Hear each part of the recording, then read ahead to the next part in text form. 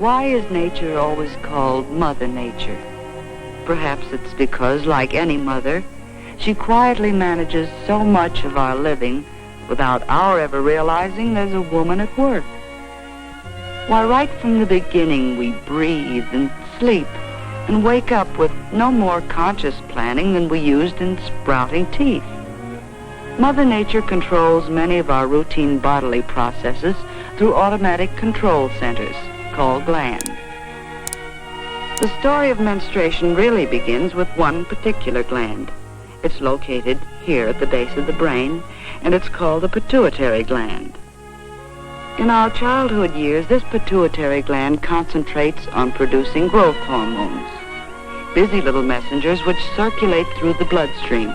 They order the various bones and tissues to get growing.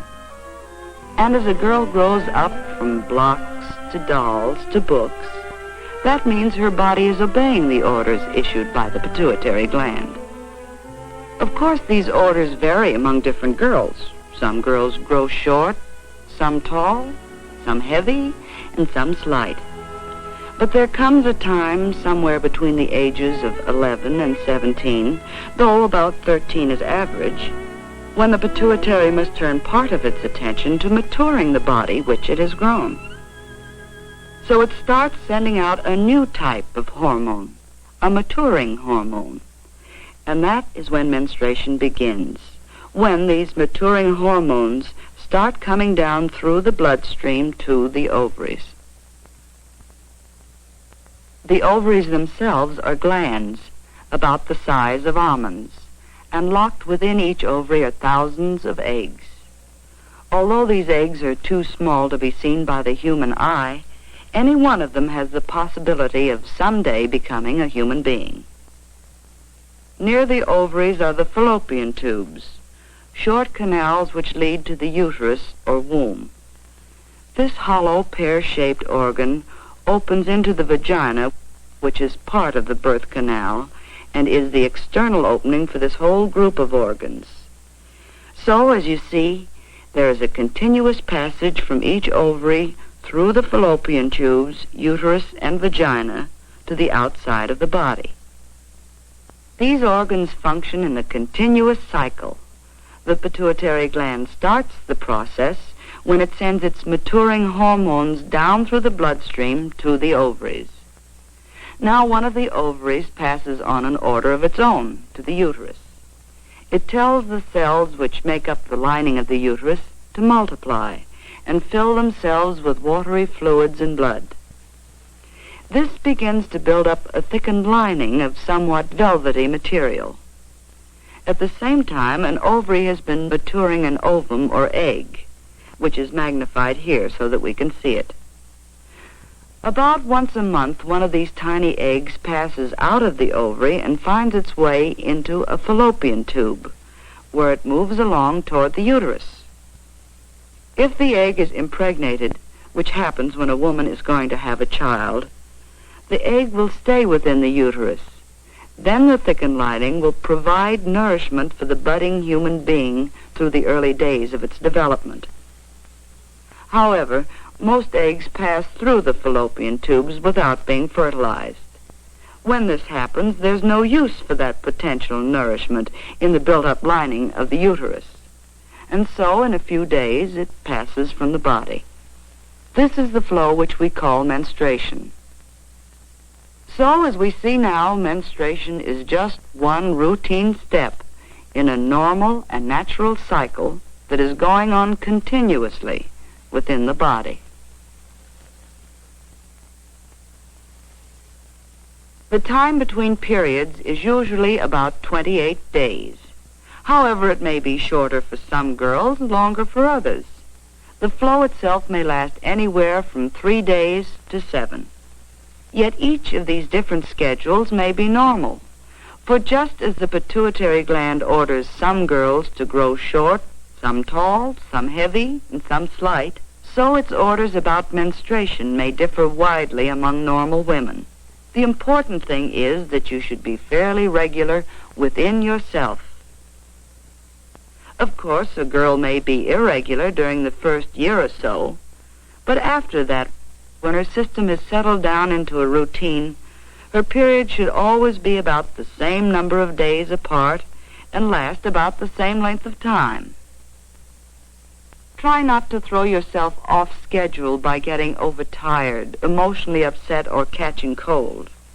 And if your timing goes seriously wrong, or you're bothered with severe cramps or headaches, you should have a talk with your doctor.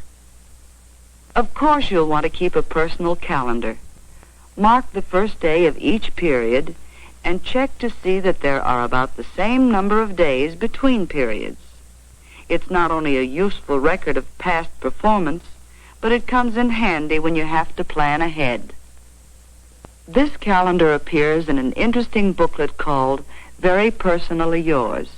This booklet has been prepared to enlarge upon what you learn from this brief film. Among other things, the booklet explodes that old taboo against bathing during your period. Not only can you bathe, you should bathe.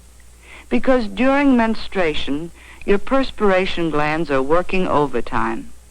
Just be careful to avoid either very hot water or very cold water. In fact, it's not a good idea at any time to shock your system with extremes, any more than to let yourself get chilled or to catch cold. And as for the old taboo against exercise, that's nonsense. Exercise is good for you during menstruation. Just use common sense. When you come to think of it, most of your daily routine is on the mild side. It's going to extremes that's wrong and to be avoided. To most girls, the menstrual period should bring no severe discomfort. Some girls have a little less pep, a feeling of pressure in the lower part of the body, perhaps an occasional twinge or a touch of nerves. But don't let it get you down. After all, no matter how you feel, you have to live with people. You have to live with yourself, too. And once you stop feeling sorry for yourself and take those days in your stride, you'll find it's easier to keep smiling and even-tempered. You can do practically everything you normally do. Oh, come now. We said practically everything, provided you take common sense care of yourself. Exercises to relieve cramps are illustrated in the booklet. Try them. With the guidance of a qualified person, you may find they help. And do something about that slouch. Slumpy posture is just as bad inside as it looks outside. So stand up straight and let the organs function from the position that nature intended. One way to help them function normally is to avoid constipation. You see, your reproductive organs lie between the rectum and the bladder and their external openings, and constipation will disturb the relationship between these organs. So you'll find it worth your while to drink plenty of water, eat plenty of fruit, and to include cereals and eggs and leafy vegetables in your daily diet. And incidentally, it's smart to keep looking smart.